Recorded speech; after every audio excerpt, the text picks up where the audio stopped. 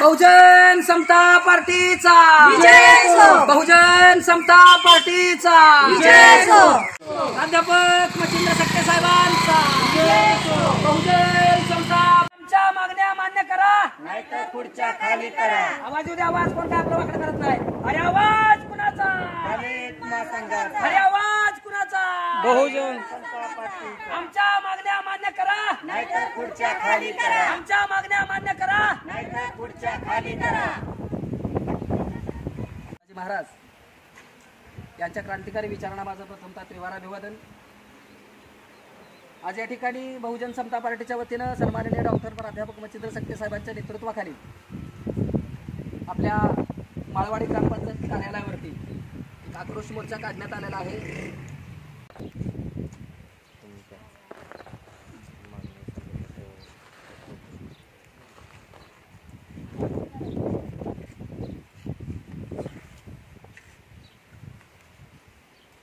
कोण आहेत? सरपंच मॅडम तुम्ही आहेत का? आणि ग्रामसेवक कोण आहेत? कांबळे सर नमस्कार, जय भीम। जरा जोरात म्हणा जय भीम। हां, काय झाले? काय हा ओढ्याच्या संदर्भातला विषय बऱ्याचदा आपल्या कानावर असेल। तुम्ही डेपुटीवर ढकला, डेपुटी आणि कुणावर तर ढकलतील। हां,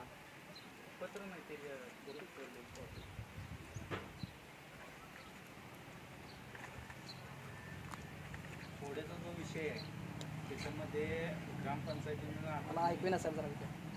ओढ्याचा जो विषय आहे हां, त्याच्या संदर्भात तुम्ही आता मोर्चा काढलाय त्याच्या स्वच्छतेच्यासाठी। बरोबर।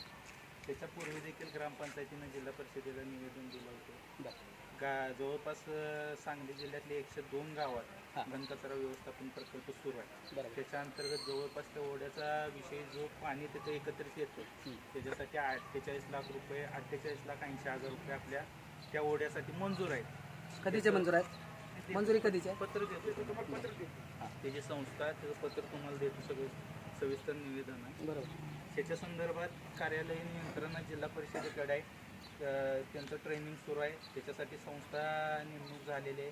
त्या आता पुढच्या 1-2 महिन्यात त्याच्यामध्ये ते संपूर्ण काम कार्यान्वित सुरू होईल आणि त्याच्यानंतर तो जो काय ओढ्याचा प्रश्न आहे तो तिथल्या तिथे संपून जाईल।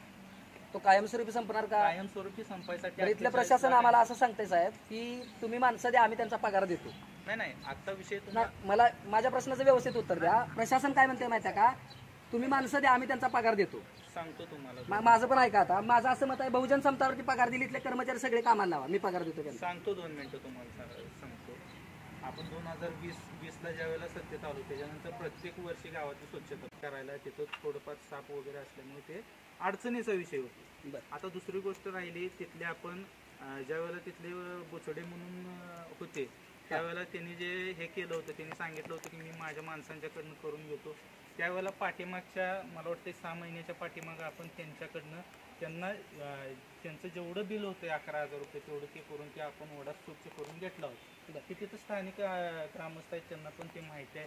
त्याच्यासमोर ते जे राहायला आहेत त्यांना पण ही गोष्ट माहीत आहे। फक्त आत्ता अडचणीचा विषय काय झाला आहे, आता या आपण कायमस्वरूपी तो प्रश्न मिटवायसाठी घनकचरा व्यवस्थापनमध्ये 48,80,000 रुपयाची तरतूद केल्या।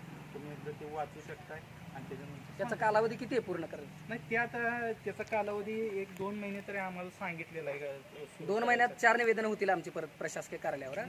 त्याला मी थांबणार नाही। तुमचा 2 महिन्याचा कालावधी असेल, आता आम्ही आलोय म्हणून तुम्ही कागद रंगवू नका। मी परत जिल्हाधिकाऱ्यासमोर बसणार आहे। तुम्ही आलाय म्हणून कागद रंगवतोय अशातला पण भाग नाही। मी तुम्हाला मगाशी विचारलं तो जी.आर कधी निघाला त्याची तारीख नाही सांगितली। गट विकास अधिकाऱ्यांचं पत्र आहे, जवळपास 21/6/2024 आहे। आपलं एक गाव नाही आहे, की जवळपास 1.5-2 वर्षापासून आम्ही फॉलोअप घेतो। त्यावेळेला जी 102 गावं संपूर्ण जिल्हा परिषदेला सिलेक्ट केलेली तर तुम्ही घेऊ शकता। याच्यामध्ये आटपाडी तालुका ग्रामीण विकास संस्था आटपाडी त्या संस्थेकडे जिल्हा परिषदेमार्फत त्या आपल्या गावातून ते काम करणार आहे की पूर्ण ते DP act modified DP act ह्या पद्धतीने करणार आहे। ते त्यांच्याशी तुम्ही संपर्क साधू शकता। ह्याच्यामध्ये फोन नंबर नाही, पण फोन नंबर घेऊन आम्ही सांगू शकतो, तुम्हाला देऊ शकतो। त्याच्यामध्ये तुम्ही संपर्क साधू शकता।